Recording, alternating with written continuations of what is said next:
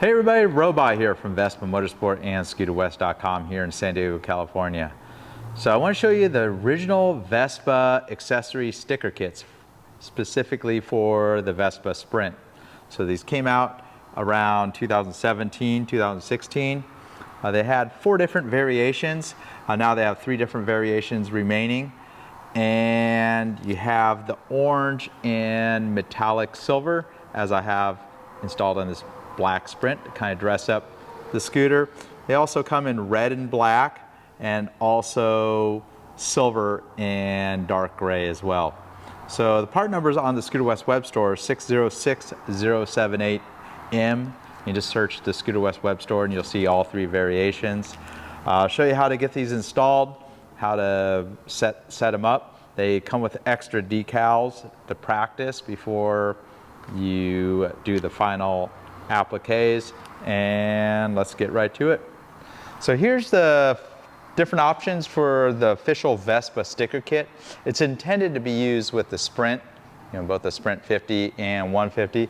It will work just as well with the Primavera. You just have to keep in mind the Primavera fender, the front fender has a fender crest, so you may need to remove your fender crest and then cut the holes to poke through this decal that's on your front fender. So the supplies you'll need a clean rag, isopropyl alcohol, or I have adhesive and wax cleaner. That's like a professional paint product, just to pretty much clean up the paint where there's no residue whatsoever. And you could find these at a craft supply store. This is a squeegee for applying decals. The ones I like have this little felt edge on it, kind of glides over the decals pretty good. So with the Piaggio Vespa decal kit, you're going to notice there's like twice as many decals than what you need. So essentially they give you a whole set, and they call it a practice run. They're just in white, so you could certainly do a practice with these. You mess them up. Well, there's definitely some technique to installing these decals, and it's good to give it a practice run. So we'll start from the front and move towards the back. There's a pair of decals for the front fender. So they have these nice templates that match with the fender and such, so you can kind of line that up. And then you have the one that says Sprint. Obviously, if you're putting this on a Primavera, you may not want to do that. If you're going to install this on the Primavera, you'll obviously want to take the fender crest off, and then reinstall the fender crest. So we'll give it a shot. The way these decals work is you have the backing and the masking tape layer. Another technique, I don't have it here, but at home I have a bottle of spray, and it's water with a couple drips of alcohol and like a drip of dish soap in it, and that makes it so you could reposition the decals. So now that you have the backing off, you can see the masking tape. It's kind of tacky, and just start with the masking tape, kind of get it where you want. I'm not going to even clean the fender for this first run, just to get a feel for how to set this up.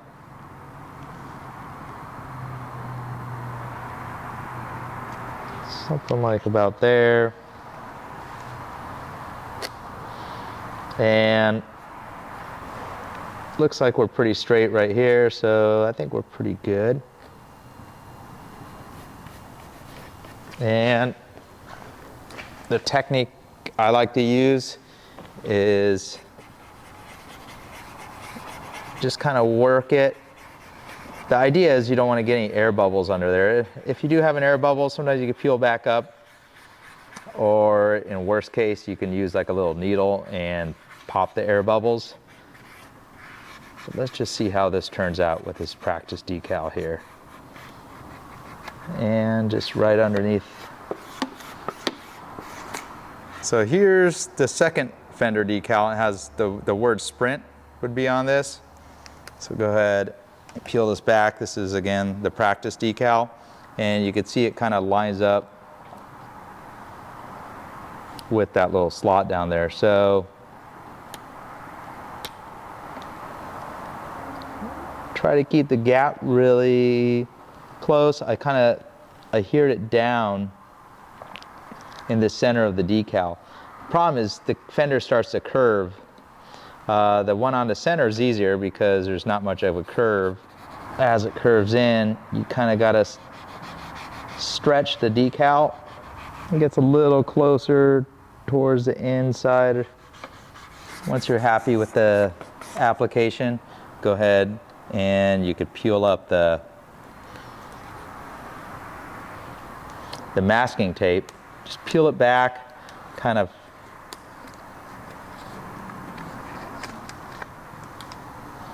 and for instance, say you don't like the placement up here. Right now, since the paint isn't 100% clean, it picks up pretty easy, but you could actually peel it back and kind of steer the decal just ever so slightly. Because the vinyl has a little bit of give and flexibility to it. And there's no bubbles under there, so we're good. I see one little bubble right there, so we'll work that one out.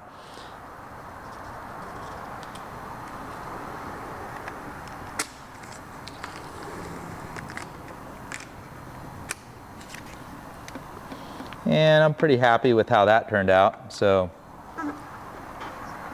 that's just our test decal. The good thing is they pull right up pretty easily, have it nice and smooth. So now I feel like I have a good feel for applying the decals. And since they're vinyl, they just peel right off. And you could pretty much do the same with with all the other positions of the decals, but I'm just gonna move right on to the final decals. All right, so we're gonna go ahead and clean the paint of any wax or residue or dirt using a terry cloth that's brand new and nice and clean.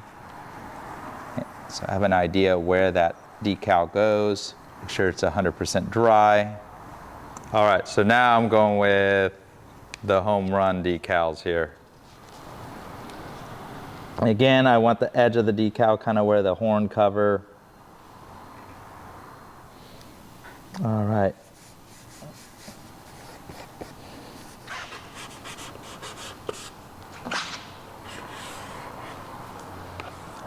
And I can tell there's no bubbles in there through the masking, so we're pretty good. I'm gonna go ahead and do the final squeegee with a plastic edge of my spreader right here. Now we'll move on to the Sprint decal. We have the little curve that's right there. I'm gonna about split the difference. I'm gonna go just a little bit more.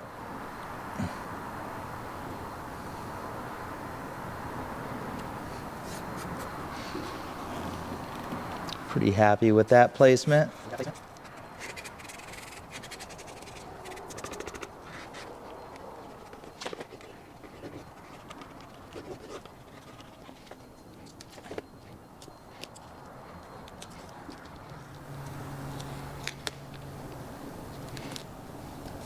And I would allow the decals to kind of cure, maybe put it out in the sun. There's no bubbles in there, so we're all set up. And if you wanted to, the next day you could put a layer of wax on it, kind of protect everything, since we stripped any wax that was applied with that alcohol.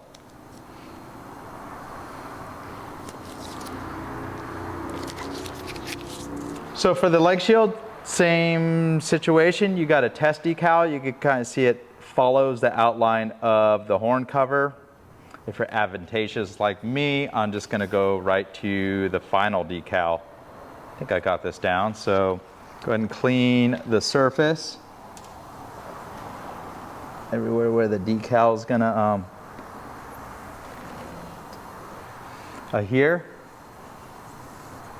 And it's gonna be a little trickier here because there is a little bit of a curve.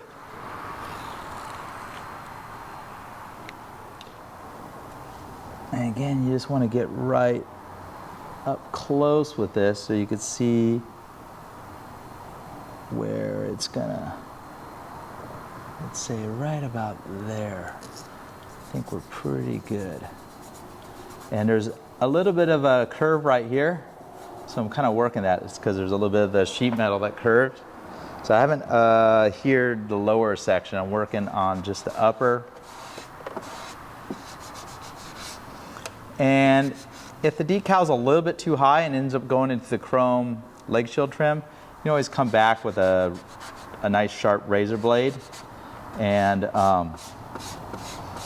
dress the decal, you know, cut it so it lines up perfectly with that seam.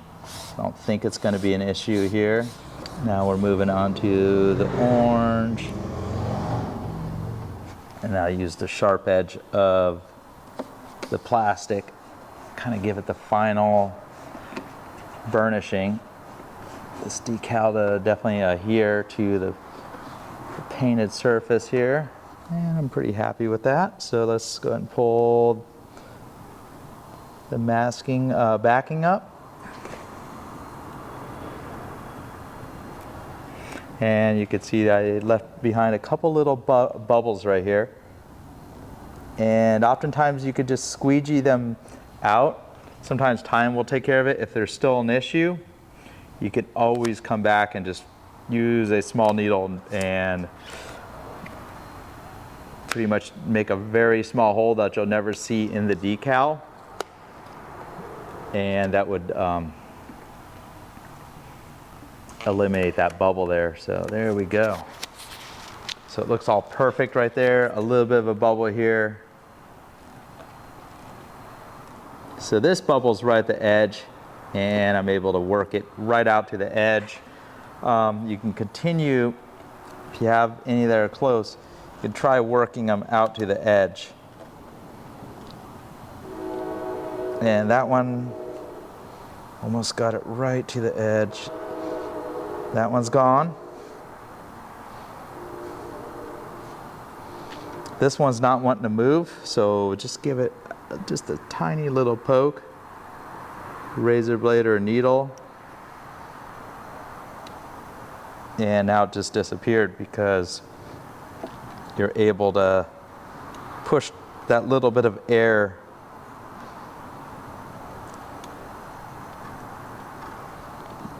out of that hole that you made in the decal, but you'll never see the little hole. One little bubble right there I'm going to push to the edge. So definitely there's a little bit of technique to this, but no worries if you can't get the bubble out. Just give it the little poke and you'll be able to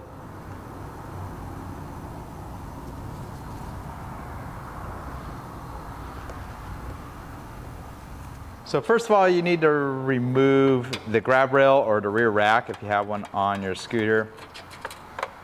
One of the decals goes over or underneath where the rack mounts. So I'd recommend using the practice decals just to get a feel for where they all go. So you have this small decal right here. This goes right below the tail light. And you can leave a little bit of space. Probably the best solution is use the seam of the frame. And they've had different variations of the taillights, so it doesn't quite exactly match the taillight here. So you have the little hole right here, that's where the rack we go. Again, use the center of the seam is probably your best judgment right there.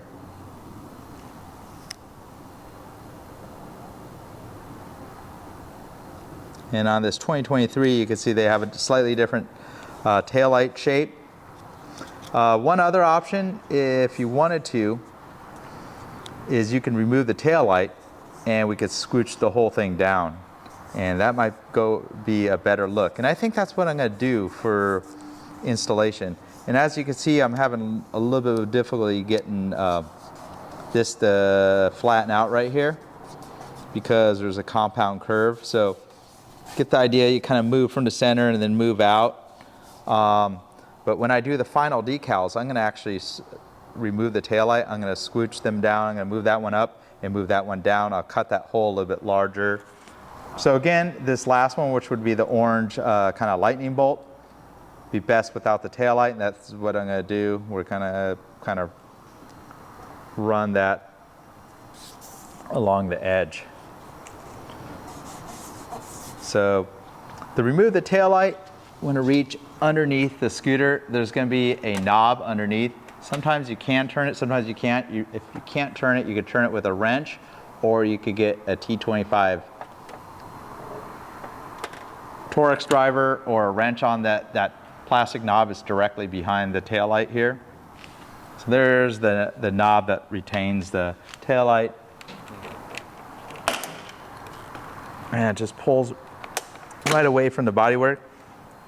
The good thing is you sometimes can see the outline of where the taillight originally goes. Of course, you could kind of mock it up a couple times, so I'm going to leave it loose and off to the side very carefully, and we're going to go ahead and do the final decals here. So we'll go ahead and get the white practice decals out of here. We're going to clean the surface, and heck, if you really like white decals for somebody else's bike, they actually are full decals. Go for the white and black look, but so I could just barely see where the taillight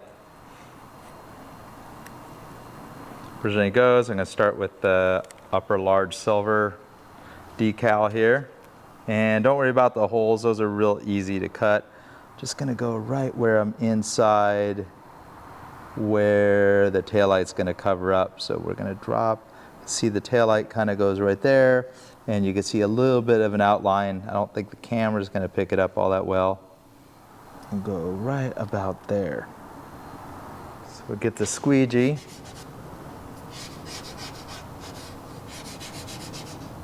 And kind of just work our way out. It's going to be a little more difficult up here because it does start going up the curve of the body where it goes up into where that gas filler surround plastic is.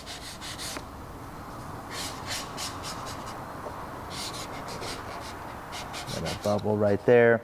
Another thing is, if you see a bubble through the vinyl, sometimes just go ahead and peel it back and try again. And we'll do the same with this lower decal as well.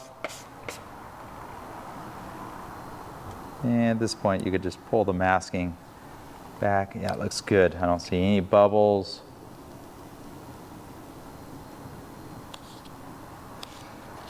Good thing is the little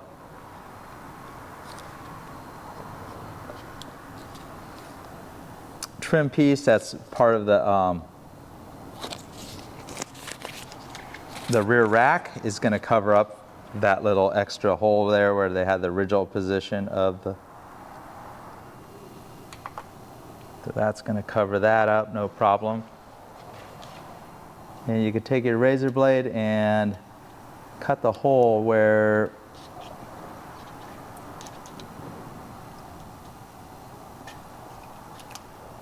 the rack needs to go right through. Something like that will work. Got one little bubble. I'm going to go ahead and pop that. So I got the lower decal in place, and similar to the one, there's a little bit of a curve showing right there, but most of the decal kind of tucks underneath the taillight. So at this point, I'm going to go ahead and put the taillight back in. There's a little clip that holds the connectors, and it pretty much just snaps. And that one I could have gone a little bit higher, but I think it looks fine. I kind of had to balance out the look.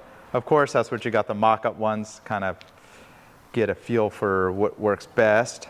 So we'll mock up the last decal and kind of use the right dead lens or the turn signal on the European market scooters. So that looks like it's going to line up just fine. Similar gap on both. So kind of start from the beginning. And this one's going to be a little difficult because there's a curve right here. And I'm mainly using, want to use the lines. You can kind of ignore the tail light. Pretty much want to have a similar, I think that's going to be pretty good. It's right on the edge. There we go. Have your squeegee handy.